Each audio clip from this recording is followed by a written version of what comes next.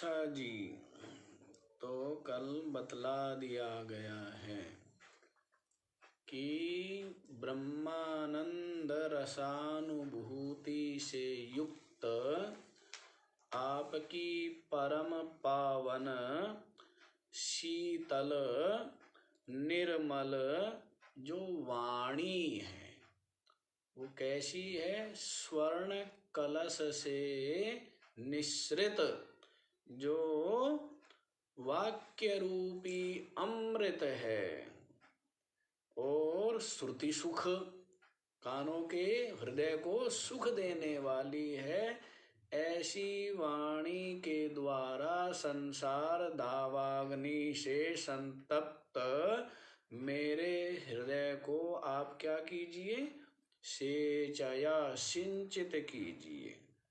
हे प्रभु, वे लोग धन्य हैं जिन्होंने क्षण भर के लिए भी जो आपकी दृष्टि के पात्र होकर स्वीकार कर लिए गए। तो इस प्रकार से जब वो स्तुति कर रहा है और स्तुति करके जब गुरुदेव को क्या देखा है? संतुष्ट देखा, प्रसन्न देखा, तो उसके पश्चात अपना जो हार्दिक मंतव्य है वो उनके सामने प्रस्तुत करता है। तो 42वां श्लोक आप लोग देखिए।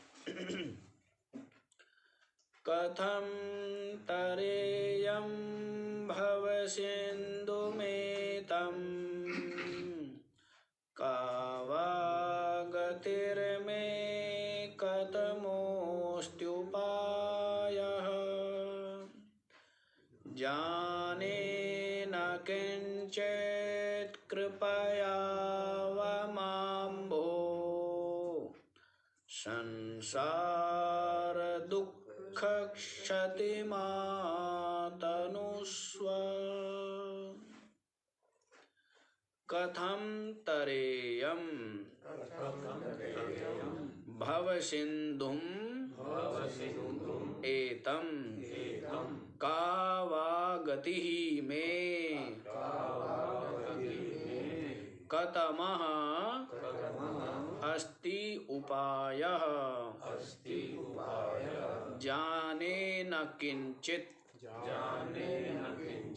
कृपया अव मां भो संसार दुःख क्षतिम आतनुष्व। क्या कह रहा है? कथम तरेयम एतम भव सिंधु। संसार दावाग्नि ताप तप्तम और संसार सिंधुम, दो प्रकार से कह रहा है ना? कि जैसे या तो अग्नि ताप देती है या जल की अधिकता हो जाने से बाढ़ आ जाए या कोई डूब रहा हो तब वो दुख का क्लेश का अनुभव करता है। तो दोनों तरह से ही बता रहा है कि ये संसार सागर भी है और ये संसार क्या है? ये संसार दावानल भी है। तो दोनों ही प्रकार से न तो संसार को सागर बतलाना अभिष्ट है और न संसार को दावानल बतलाना अभिष्ट है। यहाँ पर ये बात बतलानी है कि ये संसार जो है वो मेरे लिए दुख का क्लेश का हेतु बना हुआ है। ये संसार में मैं दुख को प्राप्त हो रहा हूँ, ये बात बतलाना है। साथ ही साथ अपना जो तीव्र वैराग्य और तीव्र मुमुक्षुता भी यहाँ पर क्या हो जाती है?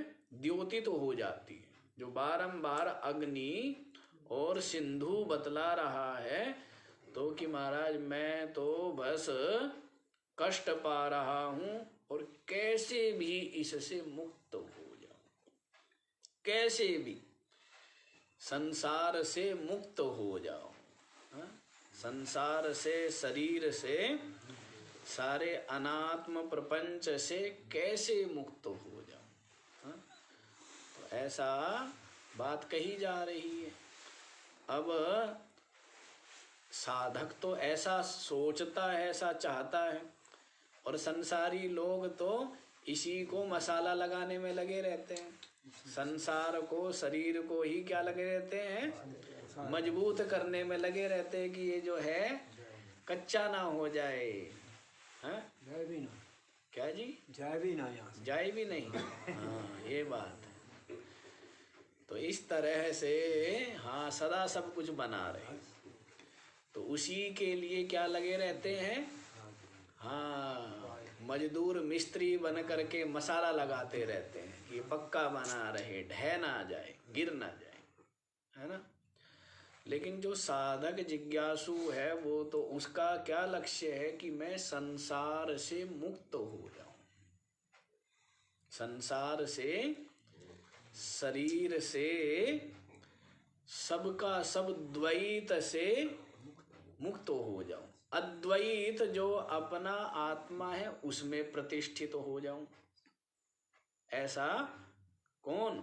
विचारवान जो जिज्ञासु है, विचारवान जो जिज्ञासु है उसका ये विचार होता है, ये चिंतन होता है। समझ आ रही है?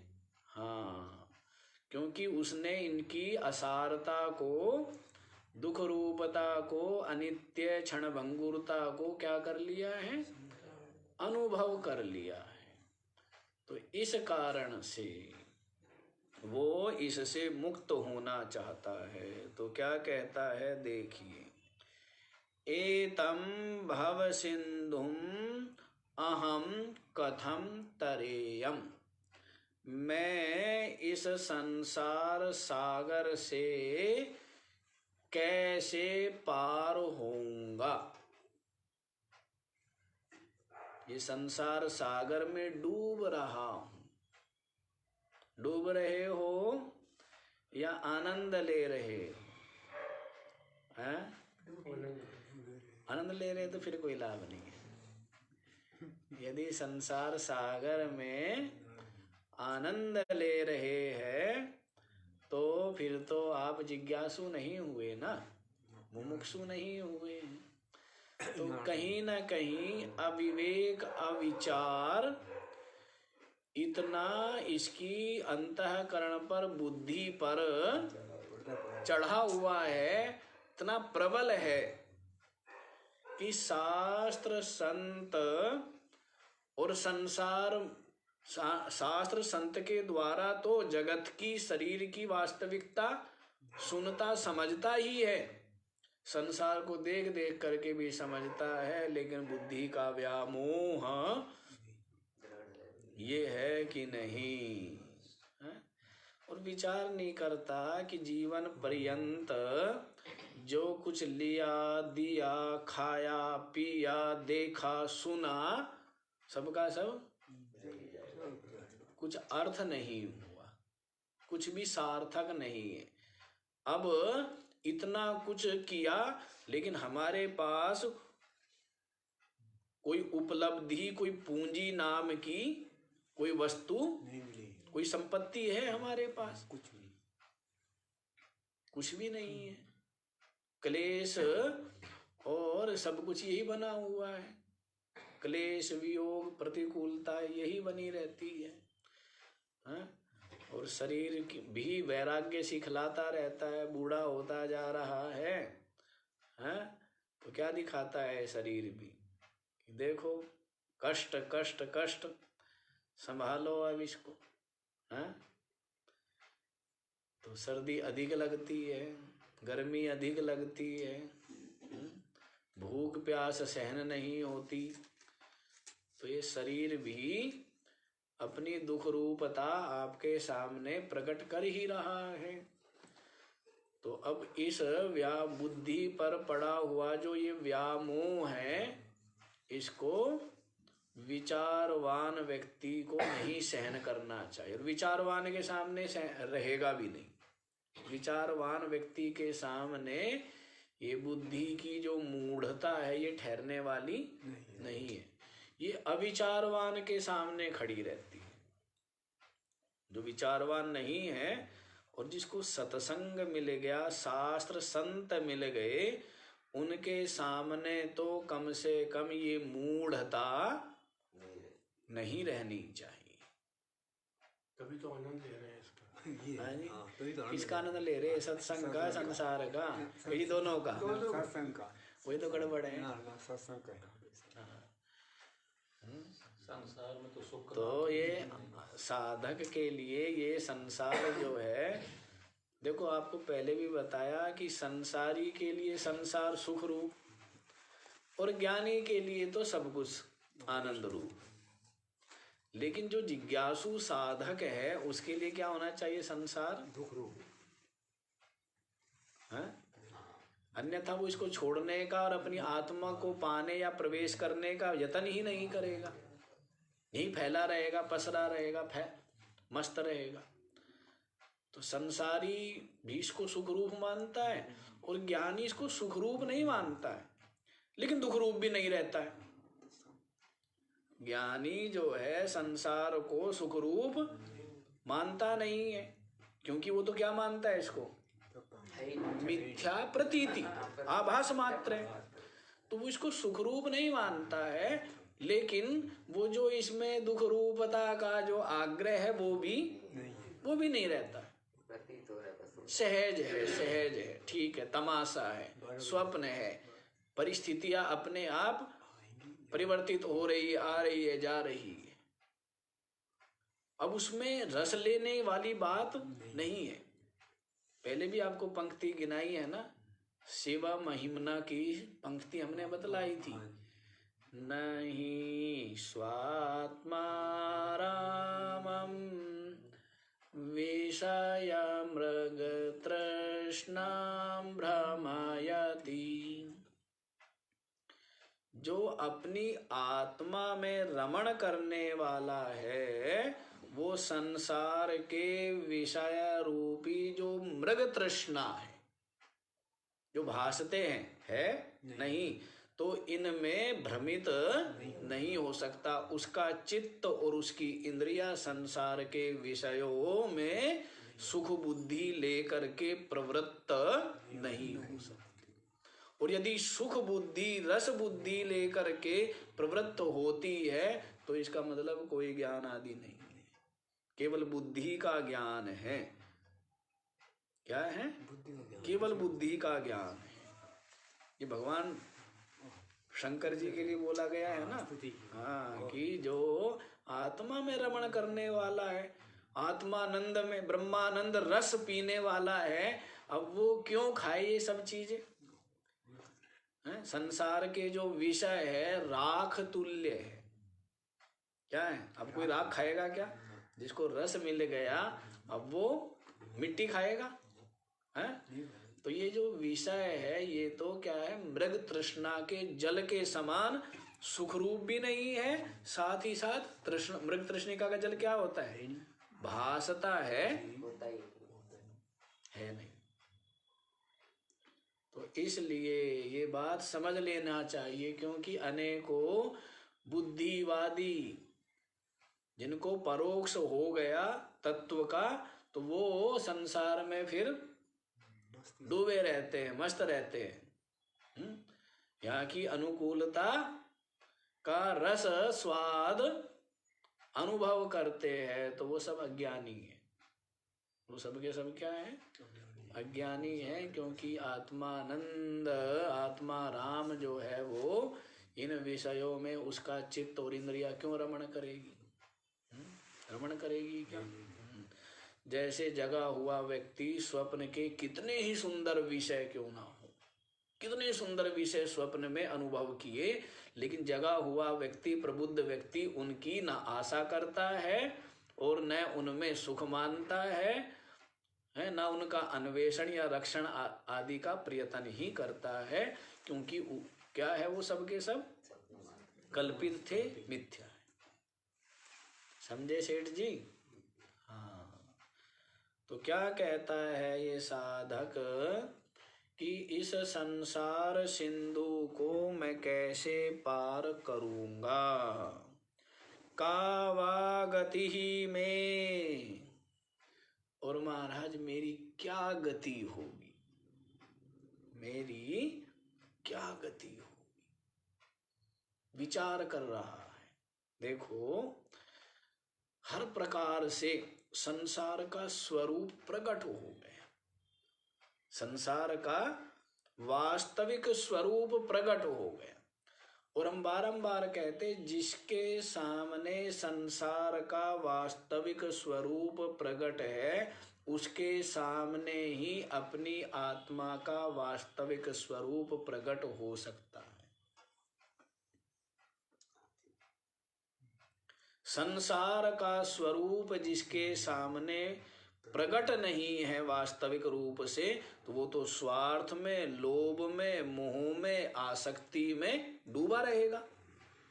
संसार का वास्तविक स्वरूप जिसके सामने प्रकट हो गया, स्वार्थ रहेगा क्या, लोभ रहेगा क्या, मोह रहेगा क्या, आसक्ति रहेगी क्या? ये नहीं रहेंगे तो बाकी के और छल कपट प्रपंच राग द्वेष ईर्षा ये मत्सर आदि ये रहेंगे क्या? तो संसार का स्वरूप पहले प्रकट हो। बारंबार आपको कहता हूं, गीता के 15वें अध्याय में भगवान श्री कृष्ण ने पहले किसका स्वरूप बतलाया? 3 श्लोकों में क्या बतलाया है? ऊर्ध्वमूलम अधः, यहाँ से लेकर के और अधश्चोर्ध्वम प्रसृतास्तस्य शाखा है दूसरा श्लोक, और न रूपमस्ये तथोपलभ्यते नान्तो न चादि न च संप्रतिष्ठा अश्वत्थमेनं सुविरूढ़ मूलम। फिर आगे क्या बोला है? असंग शस्त्रेण दृढ़ेन छित्त्वा। इस संसार के का जो दृढ़ मूल है क्या है? वासनाएं जो फैली हुई, अधश्चोर्ध्वम प्रसृतास्तस्य शाखा, ऊपर नीचे आगे पीछे सब, और क्या है? फैली हुई है। सुविरूढ़ मूलम, अश्वत्थमेनं सुविरूढ़ मूलम। एनम अश्वत्थम, बड़ी ही दृढ़ गहरा मूल वाला ये संसार रूपी वृक्ष है। हृदय में बहुत गहरे जड़े हैं इसकी, है कहते ना, इसकी जड़ जो है पाताल में। जड़ कहाँ है? तो हृदय में। और व्यक्ति क्या समझता है? व्यक्ति पत्ते के तोड़ने को ही क्या समझ लेता है? वृक्ष का नाश। टहनी के तोड़ करके फेंकने को ही क्या समझ लेता है? शाखाओं के तोड़ करके फेंकने को ही क्या समझ लेता है? संसार वृक्ष का नाश। और इसके तने को काटने को ही क्या समझ लेता है? संसार वृक्ष का जड़ से उखाड़ दिया। लेकिन इसका जो मूल है, समझ आए? आप तो पत्ते फूल को तोड़ने को क्या समझ लेते हो? ये हमने संसार वृक्ष को जड़ से, जब तक कुछ भी मैं मेरा बना हुआ है तब तक क्या है? चाहे शरीर में हो, चाहे इंद्रियों में हो, हाँ, जब तक ये मैं मेरा बना हुआ है शरीर आदि को ले करके, तब तक क्या है? ये जड़ से नहीं निकला है संसार वृक्ष। मैं मेरा यही तो आसक्ति है। मैं मेरा ये जो क्या है? अहमता ममता ये है। तो इसी से संसार रूपी वृक्ष जो है वो शक्ति पाता है, मजबूती पाता है। तो पहले ये संसार रूपी वृक्ष के लिए बतलाया है। तो संसार का वास्तविक स्वरूप प्रकट हो गया इस साधक के सामने। इसीलिए कह रहा है, कावा गति में मेरी क्या गति होगी। अर्थात समझ रहा है संसार को भी और शरीर को भी ज्यादा दिन नहीं रहना है यहाँ पर, सदा नहीं रहना। समझे आपको है? हैं? हाँ, तो ये समझ बनी रहे निरंतर। आपको नहीं है, मैं ये नहीं कह रहा हूं, पर ये समझ स्थिर है क्या? ये समझ स्थिर रहे निरंतर कि शरीर रहने वाला नहीं है। कब अंतिम श्वास होवे पता नहीं। इतना क्षणभंगुर, इतना नाशवान है ये शरीर, ये संसार, सब कुछ। तो इसको है ये ज्ञान, ये अनुभव। इसीलिए कह रहा है कावा गति में मेरी क्या गति होगी, अर्थात यहाँ तो मैं रहूंगा नहीं, तो कहीं ना कहीं जाना है। अब मेरी वहां क्या गति होगी? क्योंकि सुना संस्कार तो यही है ना कि जीव आता है और हाँ? लेकिन यहाँ ज्ञान में पता लगेगा ना कि ना आना न जाना और न जाना। ये तो केवल वासना से आना जाना है। आना जाना किससे? वासना से। वासनाओं से आना जाना है, क्योंकि वासना से बंधा हुआ जी। अंतःकरण इंद्रिया आदि का जो संघात है, इनमें क्या है? वासना है, और इनमें तादात्म्य किया हुआ है जिसने, तो वही जीवत्व है। तो उस वासना रूपी पवन से ये जो सूक्ष्म शरीराभिमानी जीव है, ये क्या करता है? लोक परलोक में वासना के अनुसार आता जाता है। और ये सब भ्रम में हो रहा है, वास्तव में ना आता है और न जैसे स्वप्न में आना जाना हुआ, क्या खूब आना जाना हुआ, लेकिन वास्तव में नहीं। अब वहीं कि ज्यों के त्यों लेटे हुए, इतना सा भी नहीं हिले, लेकिन आना जाना कितना हो गया? दिल्ली गए हैं, वहां से वहां गए, कितना आना जाना हुआ? स्वप्न में होता है ना, स्वप्न में सब कुछ होता है, लेकिन आप तो वैसे ही वास्तव में कुछ नहीं हो रहा है, लेकिन ये भ्रम और वासना वसात क्या हो रहा है? आने जाना। लोक परलोक में और एक शरीर से दूसरे शरीर में। अब आप ये देखो, ये सब भ्रम ही तो है। जैसे स्वप्न में हमने एक शरीर को छोड़ दिया और दूसरे शरीर में चले गए।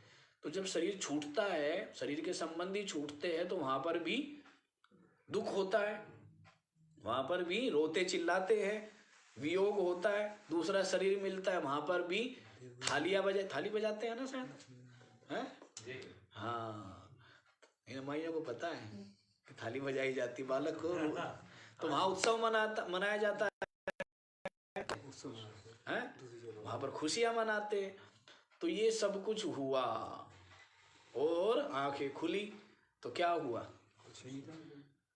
पहला शरीर छोड़ा क्या? दूसरा शरीर पाया क्या? नहीं पाया ना। स्वर्ग में गया, स्वर्ग में चला गया वहां में, और वहां पर ऐसे बैठे हुए हैं 4 मुख वाले ब्रह्मा जी, बड़ी बड़ी सफेद दाढ़ी है उनकी, चारों तरफ उनके मुख है, बैठे हुए ऊंचे सिंहासन पर, स्वर्ण रत्न जड़ित सिंहासन के ऊपर बैठे हुए। उनके नीचे जैसे वो होता है ना, अरे न्यायाधीश का नहीं होता क्या, वो अपना मंच चैम्बर, चैम्बर। हाँ, तो जैसे वो ऊपर बैठा होगा, उसके नीचे फिर वो लिखने पढ़ने, तो वैसी कल्पना कर ले, तो कल्पनाएं तो है।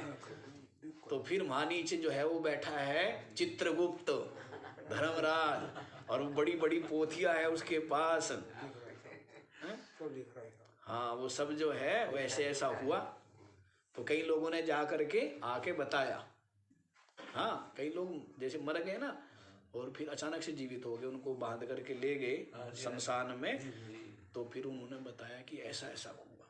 तो जैसा सुना हुआ था, जैसा माना हुआ था, वैसा ही दिखने लग गया, हुआ कुछ भी। ऐसे स्वप्न में होता रहता है ना। स्वप्न में लोक परलोक, शरीर परित्याग, दूसरे शरीर का ग्रहण, सब हो रहा है। तो वैसे ही यहाँ पर भी हमने कर लिया है, ये सत्य बात है, यही वास्तविकता है।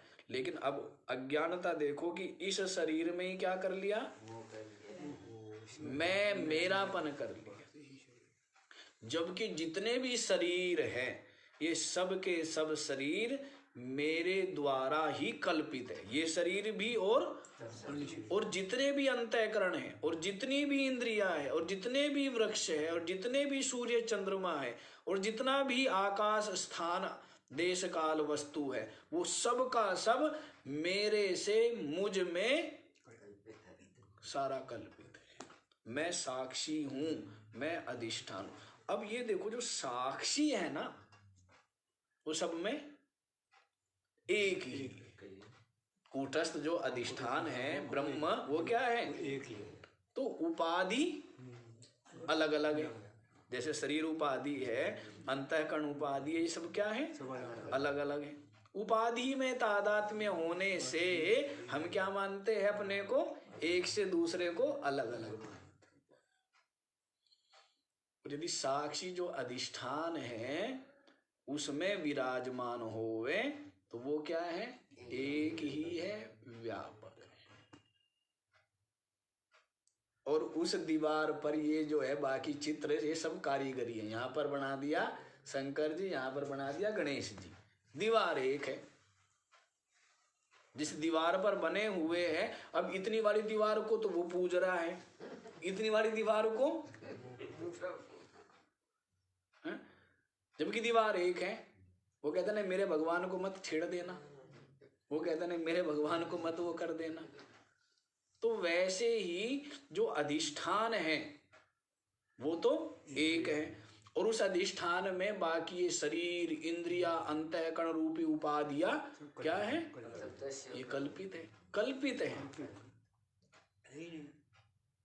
तो ये वास्तविकता है। तो इस बात को समझ लीजिए, और ऐसा चिंतन, ऐसी निष्ठा, ऐसा अनुभव हो कि ऊपर हो जाए। डरो मत।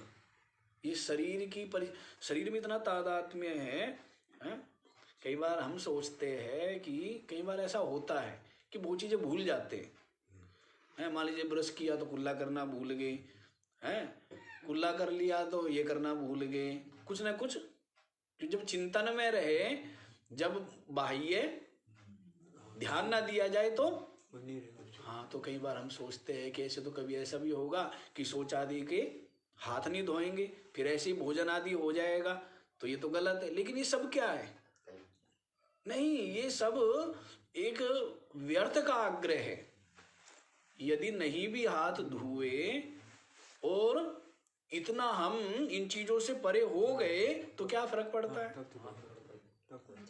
नीचे हाँ, इसका मतलब यूं मत कर देना कि ऐसे कर लेना। उस लेवल की बात है वो, वहाँ ऐसा करना नहीं है। स्थिति तो ये आई सकती है कि जब शरीर का भार ही नहीं। हाँ, तो कुछ भी आए, कुछ भी आए, लेकिन आपका वो ये ना हो, बुद्धि का भी भ्रम ना हो, या आलस्य प्रमाद ना हो, मूढ़ता ना हो कि अशुचि रहने लग जाए, अपवित्र रहने लगे। वो अलग स्थिति है, छठी स्थिति हो गई। हाँ, तो फिर उसमें वो ना रहे। बाह्य वृत्ति ना रहने से क्या हो गया? अपने आप में इतनी निष्ठा हो गई कि बाह्य व्यवहार में थोड़ा सा क्या हो जाती है? शिथिलता हो जाती, भूल चूक हो जाती।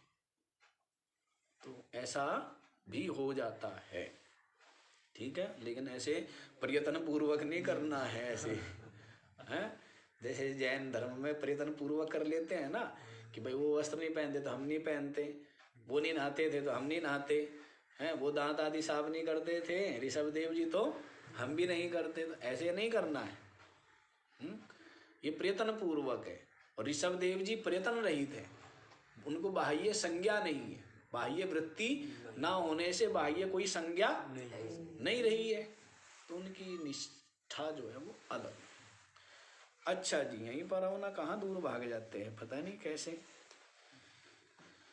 कावा गति में कतमा अस्ति उपाय, मेरी क्या गति होगी?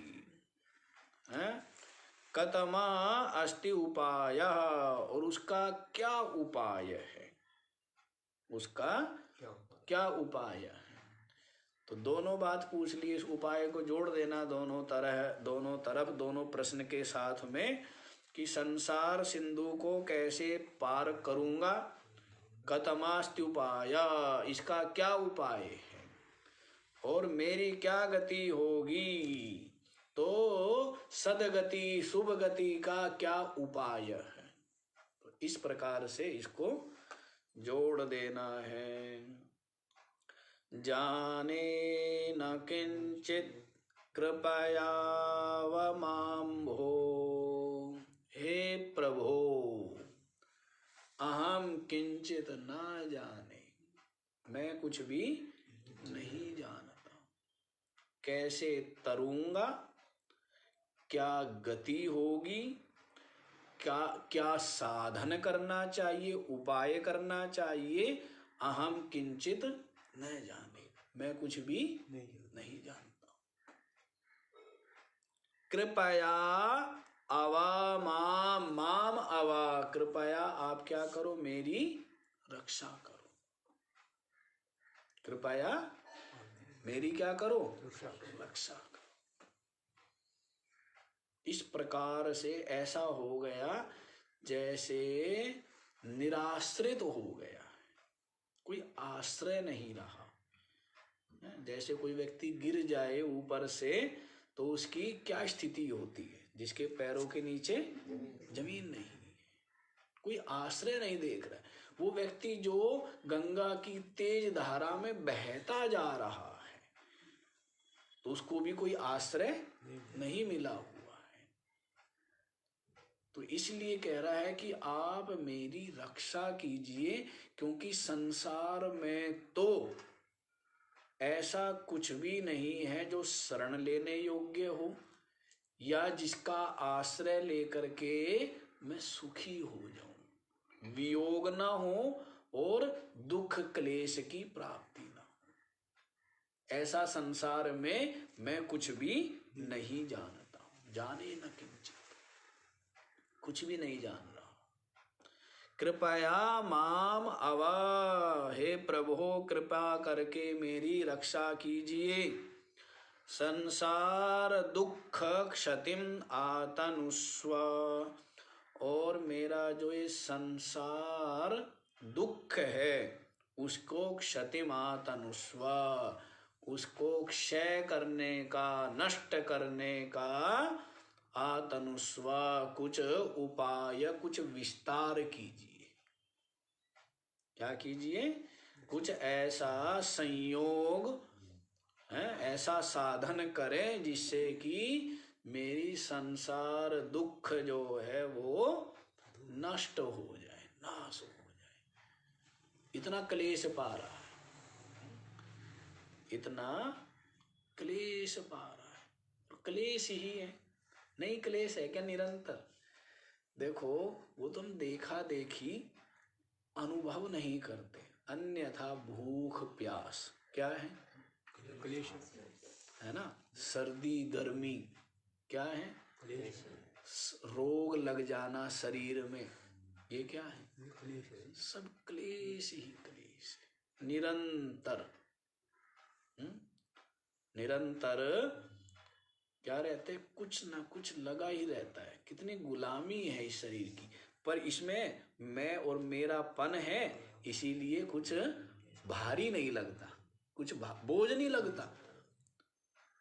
मैं निरंतर सोचता हूँ, जब भी घूमने जाता हूँ, जैसे सर्दी हो रही है तो सोचता हूँ कि जैसे जैसे वृद्ध लोग हैं, सारे बूढ़े बूढ़े ही बैठे हैं, तो मैं सोचता हूँ कि इनको परेशानी नहीं होती होगी क्या, परेशानी नहीं होती है, परेशानी होती नहीं क्या।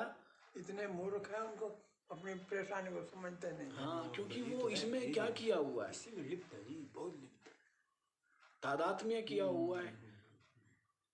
और नहीं तो निरंतर अभी आके बैठो, अभी लघु शंका, अभी शौच, अभी फिर हाथ धो, ठंडा ठंडा पानी फिर कुल्ला करो, हैं, बीमारी का दवाई दो, झंझटी झंझट है, नहीं है। पूरे झंझट है।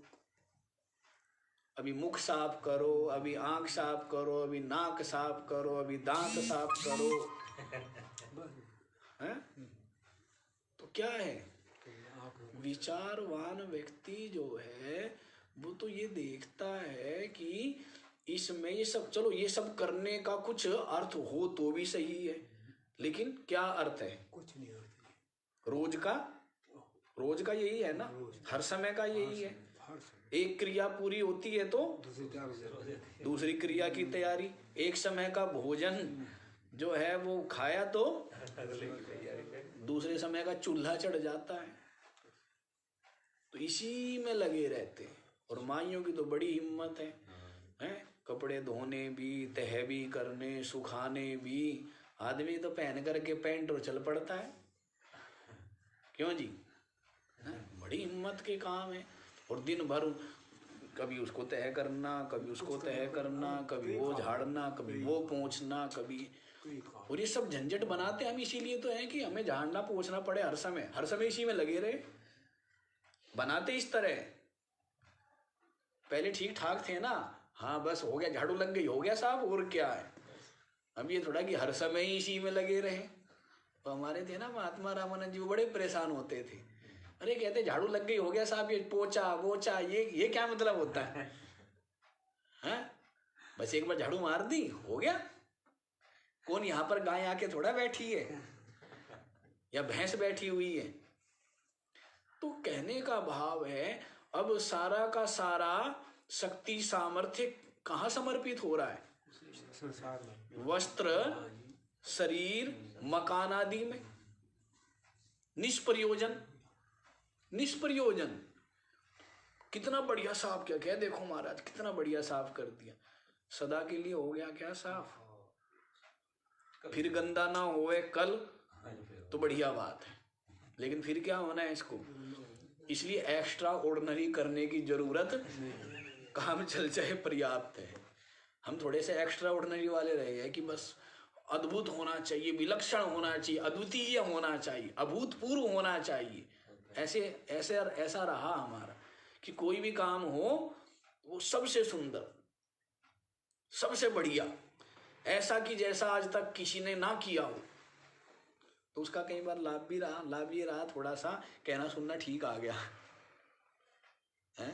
ये जो सत्संग है, ये कहना सुनना ये ठीक आ गया हमें, क्योंकि इसमें भी यही रहता था कि यदि हम बोले तो ऐसा बोले कि जैसा, हाँ, तो उस हिसाब से चिंतन होता था। उस हिसाब से मैंने बताया ना आपको कि जैसे हमारा प्रवचन होता था, मान लीजिए 5 बजे से 6 बजे, 1 घंटे का है, लेकिन उसके पीछे 23 घंटे का, जैसे प्रवचन समाप्त हो गया है तो प्रवचन समाप्त होते ही ये नहीं कि कार्य रुक गया हो, अगले दिन फिर 5 से तो मेरा चिंतन फिर, और केवल बोलने तक के लिए नहीं, बोलने का भी होता था, लेकिन बोलने के बहाने से चिंतन किसका हो रहा था? इसलिए इतना चिंतन हुआ कि एक क्षण भी ऐसा नहीं हुआ। मैं लोगों से बात कर रहा हूँ, हंस रहा हूँ, भोजन कर रहा हूँ, लोगों को लग रहा है कि महाराज जी तो ठीक है, मस्त है अब, लेकिन महाराज जी तो काम पे लगे हुए हैं। हम तो काम पे लगे होते थे, गाड़ी में बैठे कहीं आ रहे जा रहे, एक क्षण भी ऐसा नहीं होता था जिस समय अंतर में चिंतन ना चल रहा हो, क्योंकि 5 से 6। तो उस 1 घंटा बोलने के लिए क्या होता था? सोने के समय को निकाल दो, 30 घंटा में थोड़ा बढ़ा के इसलिए कह रहा हूं ना, बढ़ा के भी कहना चाहिए ना कभी कभी।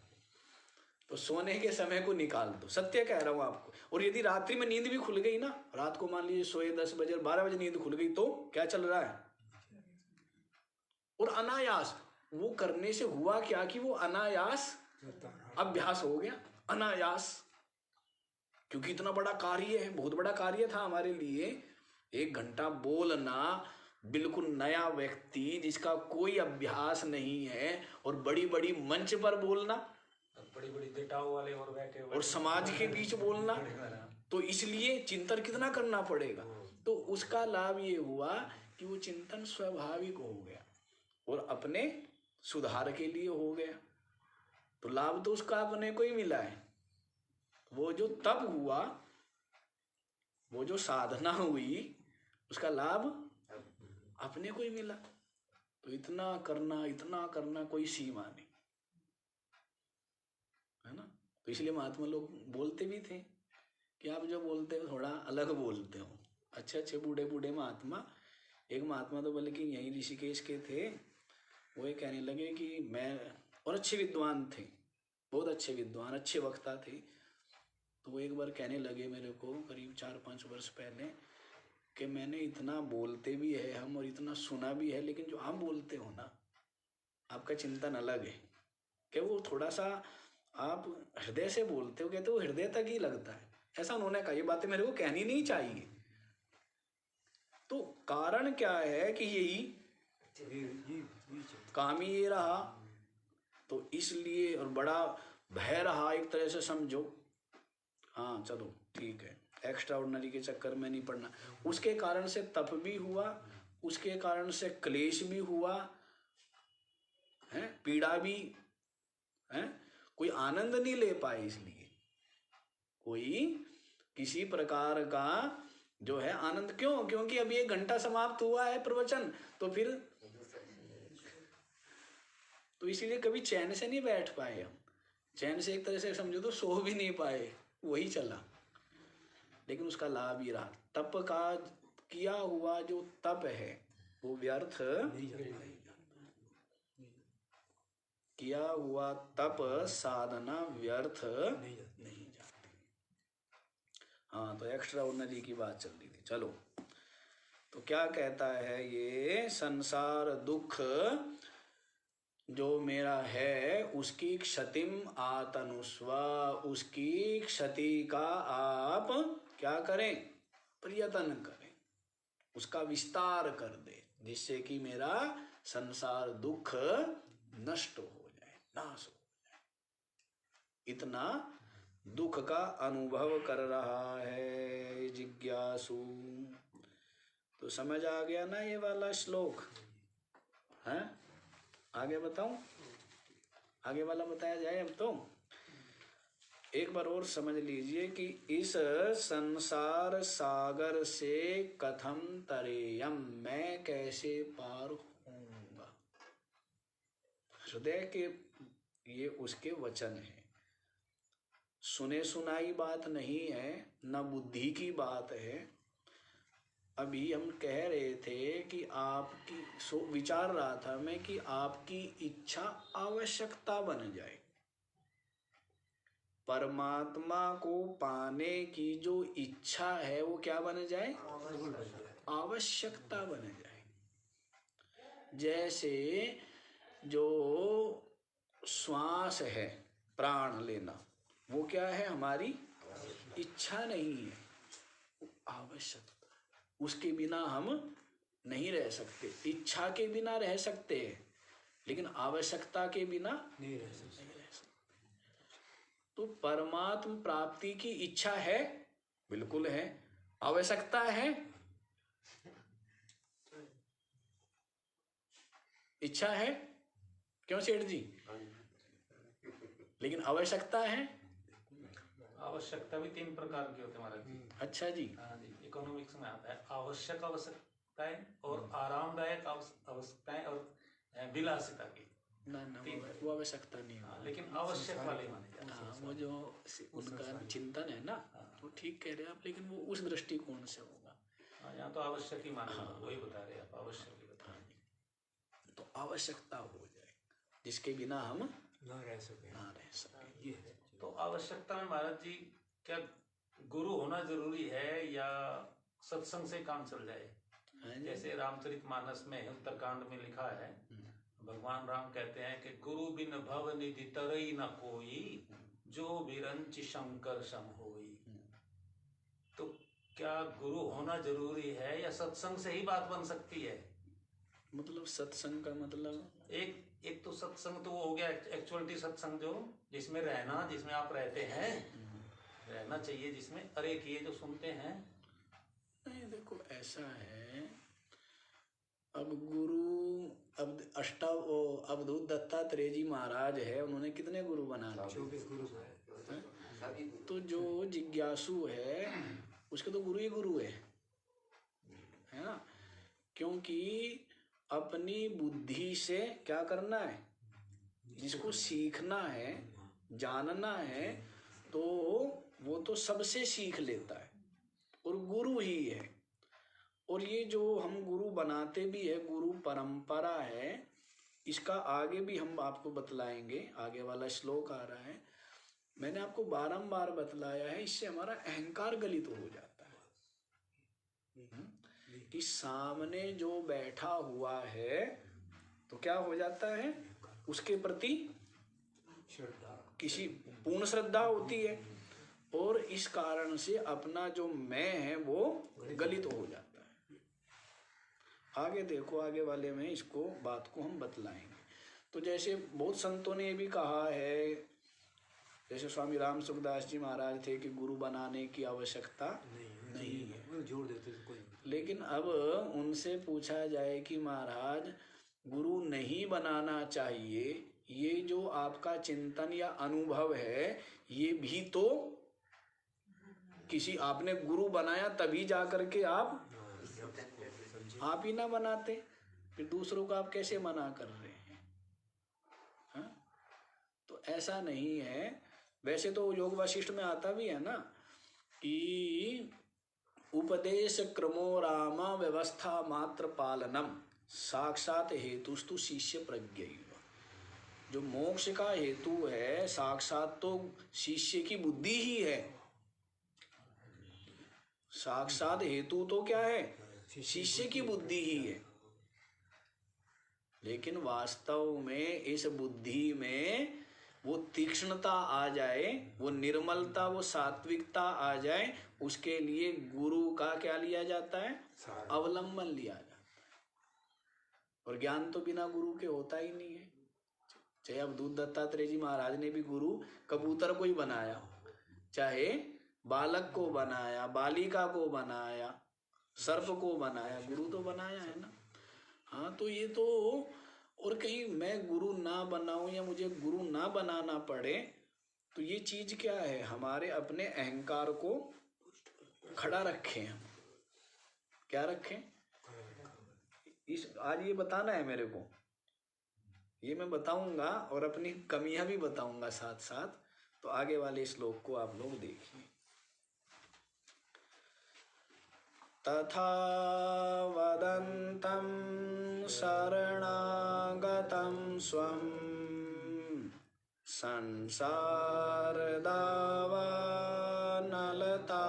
संसारदावानलतापतप्तं निरीक्ष्य कारुण्यरसार्द्रदृष्ट्या दद्यादभीतिं सहसा महात्मा। तथा वदन्तं शरणागतं स्वं संसारदावानलतापतप्तं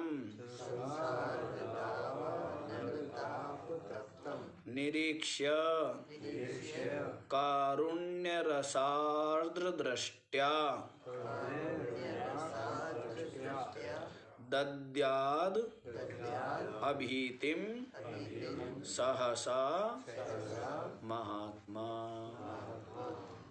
तथा वदन्तं शरणागतं, तथा वदन्तं, इस प्रकार से बोलते हुए को, इस प्रकार से बोलते हुए को, अर्थात हाँ हाँ, अर्थात जो स्तुति कर रहा है इस प्रकार से, इस प्रकार से जो क्या कर रहा है, कहाँ से आरंभ किया है, स्वामिन नमस्ते नतलोक बंधो, यहाँ से शुरू किया है ना। हाँ?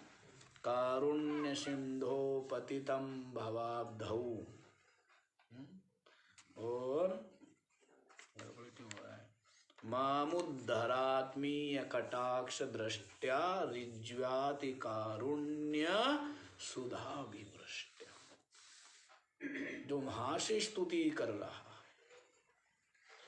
और यहाँ तक जो निरंतर क्या है, स्तुति कर रहा है। इस प्रकार से बड़ी विनम्रता, बड़ी सरलता, भावपूर्ण हृदय से,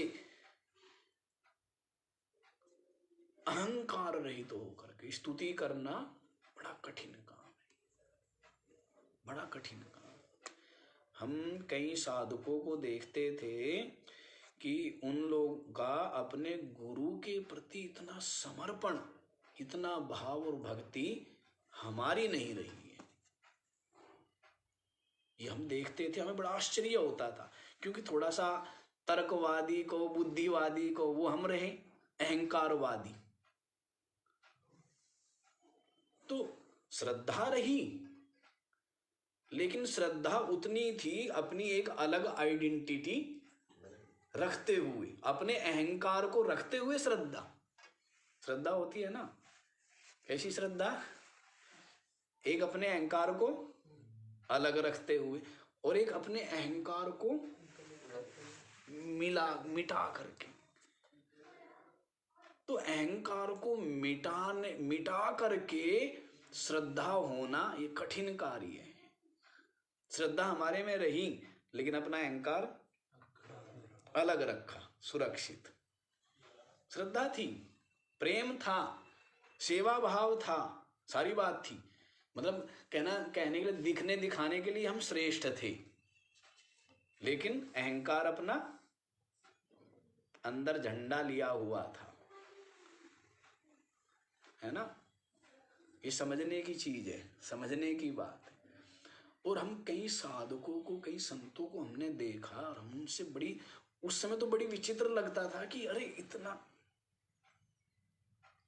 इतनी श्रद्धा, मतलब ये कोई तरीका, ये तो क्या एक तरह से चापलूसी है, क्या कहेंगे, दिखावा। अपने पूज्य श्री में देखो, है नहीं, शास्त्री जी में, हाँ, कितना समर्पण भाव था गुरु के प्रति। हाँ, एकदम कोई अहंकार अलग से नहीं। वही तो मैं कह रहा हूँ। तो उन लोगों को तो देखा ही है, ऐसे अनेकों साधकों का, महात्माओं का देखा। तो हमें ये लगता था जो कि भाई ये तो क्या है, एक तरह से चापलूसी है, दिखावा है। मैं सोचता था कुछ ज्यादा ही नहीं है, जैसे संसारी लोग सोचते हैं ना। लेकिन बहुत बाद में समझ आया कि वास्तविक समर्पण या श्रद्धा उसी को कहते हैं जिसमें मैं गलित हो गया, अहंकार गलित हो गया। तो ऐसा बहुत बाद में जाके अकल आई। तो ये जो स्तुति करना इस तरह है, एक महात्मा से हमें कुछ, हमने तो जैसे पढ़े भी ना महात्माओं से, तो भी अहंकार पूर्ण पढ़े। भाई पढ़ाना हो पढ़ाओ, ना पढ़ाना हो तो हाँ, मैं थोड़ा सा यूं हर जगह अहंकार अपना आगे ही रखा। एक महात्मा से हमें कुछ दीक्षा लेनी थी, तो उनके सब जो भी हमारे मित्र महात्मा थे, साधक थे, तो वो कहते थे कि प्रार्थना करो। प्रार्थना करनी तो हमें आई नहीं, लेकिन फिर भी उन लोगों ने कहा, तो थोड़ा सा हमने कहा कि जी ऐसे ऐसे हैं। अब वो महात्मा बड़े अच्छे संत, बड़ी अच्छी निष्ठा वाले, लेकिन देखते हैं कि वास्तव में सुयोग्य पात्र है क्या, अधिकारी भी है क्या, तो ऐसा देखते थे। तो उन्होंने मतलब हमें हाँ नहीं की। कुछ समय बीत गया, मन में तो था कि हमें ये दीक्षा भी लेनी है, शक्तिपात की दीक्षा, वो भी लेनी है हमें। तो अब मन में तो रहती थी साधना की निरंतर और दीक्षा की, लेकिन ये निश्चय किया कि अब मैं नहीं कहूँगा, उन्हें देनी होगी तो हाँ। अब मैं गया, अब जाते उन्होंने मेरे को कहा कि आप ऐसे ऐसे तैयारी कर लेना और आपको दीक्षा दी जाएगी। तो यहाँ भी मैंने किसकी जीत मानी है ना। तो ये अहंकार की जीत मानी कि देखा, मतलब तो गलत है, ये नहीं समझ पाता है। कि ये साधना के मार्ग में अहंकार तो मिटाना ही होता है। लेकिन एक चीज ये भी है कि आज के समाज में ऐसे निष्काम, ऐसे निर्लोभ, ऐसे संसार से ऊपर उठे हुए अपनी आत्मा में रमण करने वाले महापुरुष और साधक जो है कहीं भी समर्पण हो करके क्या हो जाता है, अंधेरे में रह जाता है। कहीं भी बिना सोचे विचारे समर्पण करके क्या होता है, इसीलिए और ये देखा जा रहा है। इसीलिए उन्होंने कहा है गुरु मत बनाओ। उन्होंने जो कहा है वो इतना देख रहे थे ना, ये प्रपंच इतना गलत हो रहा है। रामदास जी का ये बहुत कहा उन्होंने कहा ये। गुरु मत बनो, ऐसे बहुत कहते वही बात यही कि इतने गुरु बन बैठे। अब गुरु बनना मतलब पहले गुरु बनने से पहले क्या बनना पड़ेगा? जो शिष्य बन गया ना वो गुरु बन गया। जो शिष्य बन गया वो क्या बन गया? शिष्य बन गया मतलब जिसका अहंकार गलित हो गया। अहंकार गलित होकर जो अपनी आत्मा में स्थित हो गया तो वो क्या बन गया? गुरु बन। भोले बाबा ने कहा है ना कि जो शिष्य बन जाए तो झट ही गुरु बन जाए। जो शिष्य बन गया तो वो गुरु बन गया, और शिष्य नहीं बन पाया और गुरु बन गया तो वो कभी भी गुरु नहीं बन पाता। वो कभी भी गुरु नहीं बन पाता। तो शिष्य बनना अधिक महत्वपूर्ण है।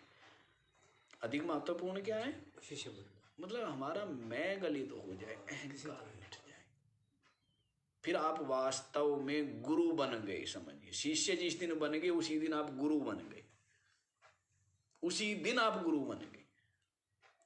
और बिना शिष्यता आए कोई गुरु नहीं बन सकता। अहंकार गलित हुए बिना, मैं मिटे बिना, जीव भाव नष्ट हुए बिना कोई गुरु बन सकता है क्या? कोई गुरु नहीं बन सकता। तो ये बात महात्मा, तो ऐसा लगता रहा हमें भी कि थोड़ा सा बुद्धिवादी रहे तो, लेकिन यदि ये अहंकार जब तक बचा रहता है, बना रहता है, तब तक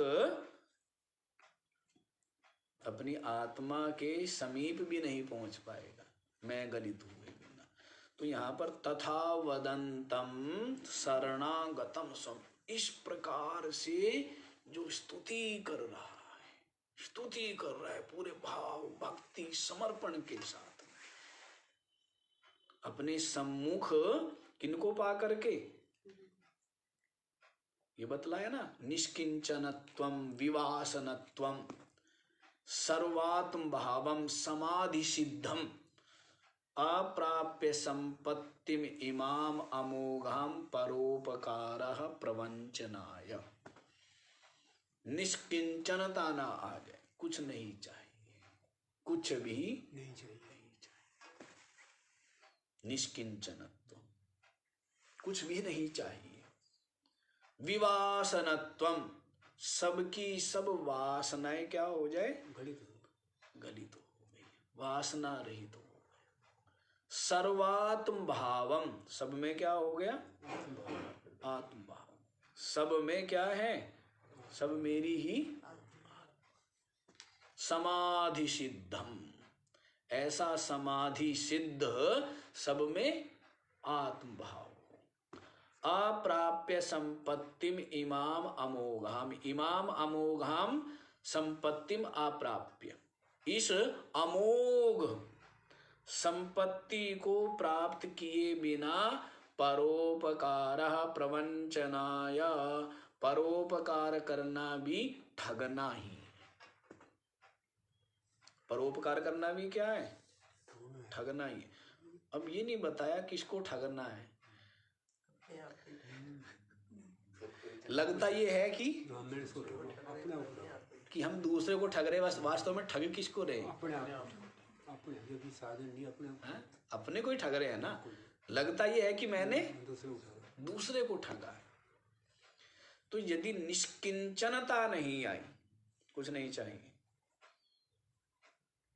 वासना रहित नहीं हुए, सब में आत्म भाव नहीं हुआ, समाधि सिद्ध आत्म भाव नहीं है, तो उससे पहले तो परोपकार करना और चाहे ज्ञान देना भी, ये भी तो एक परोपकार ही है, ये भी तो एक दान ही है ना, ज्ञान का, अभय का दान। तो ये भी क्या है? प्रवंचनाय, क्या है? ठगना ही, लगता दूसरे को है लेकिन अपने आप उठाओ। अपने आप को ठगना। समझ आया? तो वही गुरु बनने का क्या है? अधिकारी। अधिकारी है। कुछ नहीं चाहिए इसको, सारी वासनाएं गली तो हो गई, सब में आत्म भाव है जिसका। तो इस प्रकार से देखिए यहीं पर, तथा वदंतम, इस प्रकार से बोलते हुए, स्तुति करते हुए, स्वम शरणागतम, अपनी शरण में आया हुआ जो है जिज्ञासु, कैसा है? जो संसार दावा नल ताप तप्तम। अच्छा, समय तो हो गया, समय तो हो गया है। संसार दावा नल से जो के संतप्त है, ताप से तपा हुआ है। तो ऐसे शिष्य को महात्मा क्या करें? गुरु क्या करें? अभय प्रदान करें। कितनी निर्मल विशुद्ध परंपरा रही है, लेकिन उसको स्वार्थ मोह के कारण से क्या कर लिया है? उस निर्मल विशुद्ध परंपरा को क्या कर दिया? दूषित कर दिया, दूषित कर दिया। अब एक चीज है, सब जगह दूषण दोष घुस जाए, प्रदूषण हो जाए, फर्क नहीं पड़ता है, लेकिन अध्यात्म में प्रदूषण हो जाए तो बहुत बड़ा अहित हो गया, है ना? उन महात्माओं ने तप करके क्या किया है?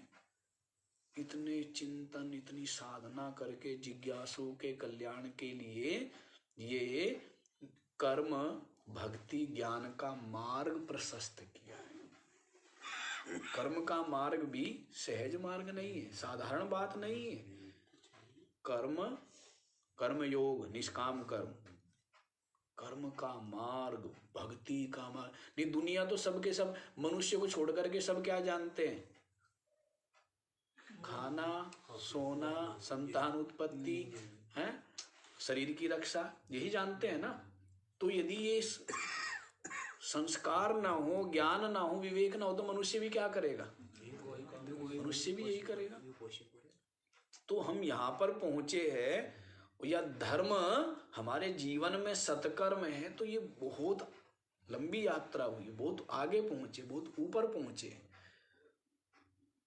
और उसमें भी ये कर्म योग का मार्ग, उपासना का मार्ग, ज्ञान का मार्ग, जिस पर चल करके ये जिज्ञासु मोक्ष को प्राप्त कर सकता है, परमात्मा को प्राप्त कर सकता है, उस मार्ग को क्या कर दिया? दूषित कर दे, तो कितना बड़ा अहित है समाज का, जिज्ञासुओं का, बहुत बड़ा अहित है ना। चलो जी, बाकी का विचार कल करेंगे। ओम